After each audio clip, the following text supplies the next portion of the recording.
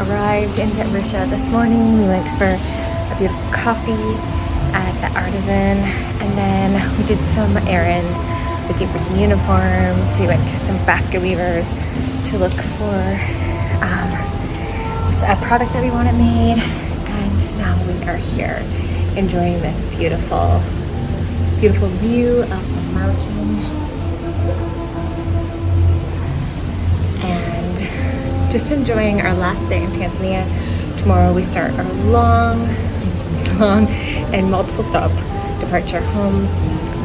We leave early tomorrow and we head to Qatar, where I'm going to take my sister to my favorite restaurant and then show her around a little bit. And then we fly in the middle of the night to Paris, and then we're gonna spend the whole day walking around. I'm gonna show my sister the main sites in Paris and eat our way through Paris. And then we catch another flight we're gonna stay the night, and then the next morning we wake up early and head to the airport, where we head to Iceland just for a touchdown, and then to Canada.